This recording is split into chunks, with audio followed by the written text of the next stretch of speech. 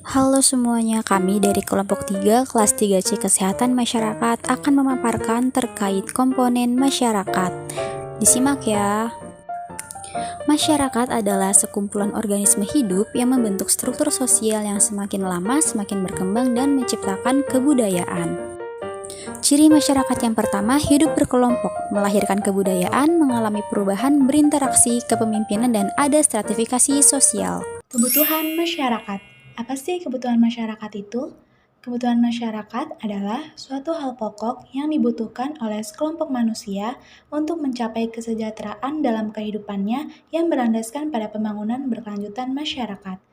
Kebutuhan masyarakat dapat dikelompokkan menjadi 4 jenis, yaitu berdasarkan intensitas, berdasarkan waktu, berdasarkan sifat, dan berdasarkan subjek. Berdasarkan intensitas kegunaan dan kepentingannya, kebutuhan masyarakat dapat dikelompokkan menjadi 3 jenis, yaitu kebutuhan primer, kebutuhan sekunder, dan kebutuhan tersier. Contohnya seperti sandang, pangan, dan papan. Selanjutnya, berdasarkan waktu keperluan dan pemenuhannya, kebutuhan masyarakat dapat dikelompokkan menjadi 3 jenis, yaitu kebutuhan saat ini, kebutuhan masa depan, dan kebutuhan tak terduga. Selanjutnya, berdasarkan sifat, kebutuhan masyarakat dikelompokkan menjadi 2 jenis, yaitu kebutuhan jasmani dan kebutuhan rohani. Dan yang terakhir, berdasarkan subjek, kebutuhan masyarakat dikelompokkan menjadi 2 jenis, yaitu kebutuhan individu dan kebutuhan kelompok. Selanjutnya, sumber daya. Apa sih sumber daya itu? Sumber daya merupakan komponen dari ekosistem yang menyediakan barang dan jasa yang bermanfaat bagi kebutuhan manusia. Sumber daya ini terkait akan kegunaan atau usefulness dengan 2 aspek, yaitu teknis dan kelembagaan. Dalam diskusi kali ini, sumber daya dibagi jadi 2, sumber daya manusia dan material. Sumber daya manusia adalah kemampuan terpadu dari daya pikir dan fisik yang dimiliki oleh individu yang mana perilaku dan sifatnya ditentukan oleh keturunan dan lingkungan.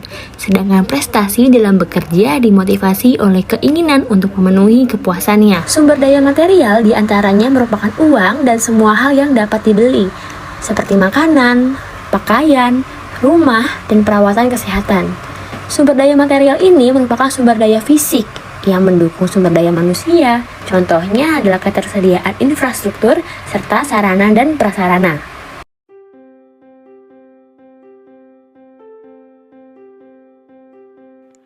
Dinamika berasal dari bahasa Yunani yaitu dynamics yang artinya kekuatan.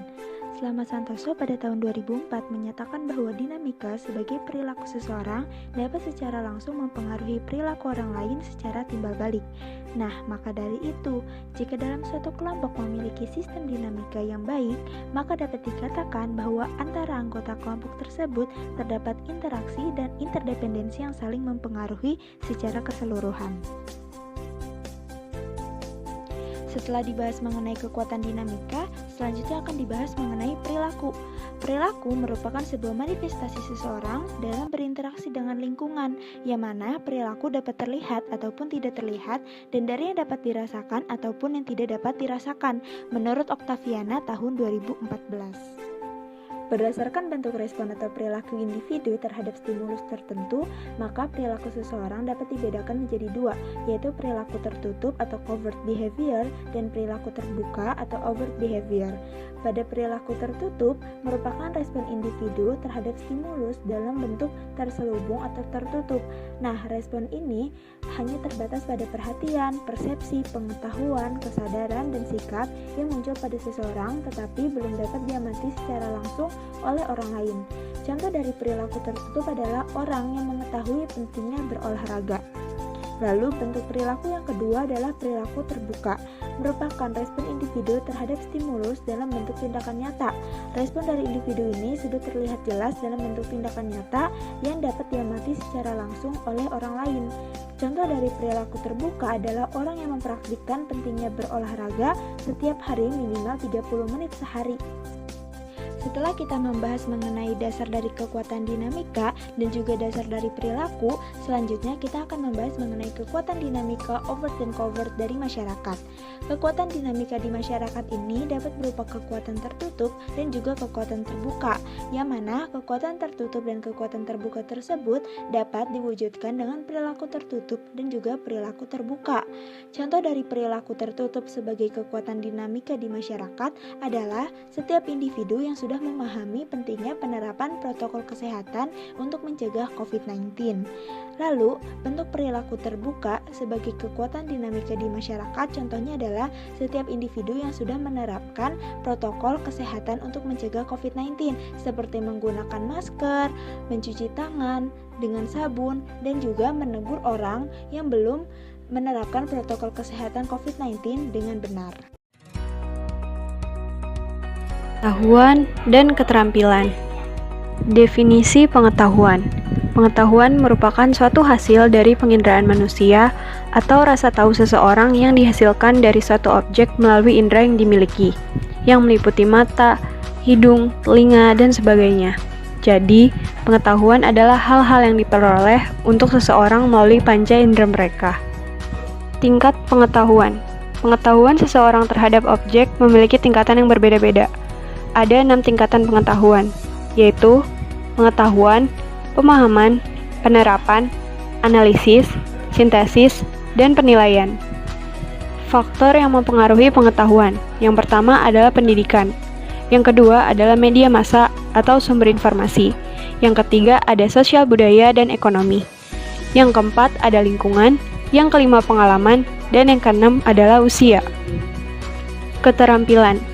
Definisi keterampilan adalah skill atau keterampilan merupakan suatu kemampuan untuk menerjemahkan atau mengartikan pengetahuan ke dalam praktik sehingga tujuan yang diinginkan dapat tercapai. Jenis-jenis keterampilan. Yang pertama, keterampilan konseptual, yang merupakan kemampuan manajer untuk melihat organisasi secara keseluruhan sebagai suatu entitas yang lengkap. Keterampilan berhubungan dengan orang lain.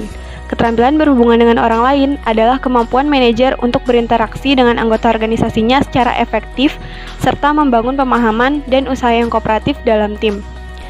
Keterampilan teknis. Keterampilan teknis adalah kemampuan atau pengetahuan untuk menggunakan suatu teknik dalam melaksanakan tugas atau pekerjaan. Faktor-faktor yang mempengaruhi keterampilan, yaitu ada 3. Yang pertama, tingkat pendidikan.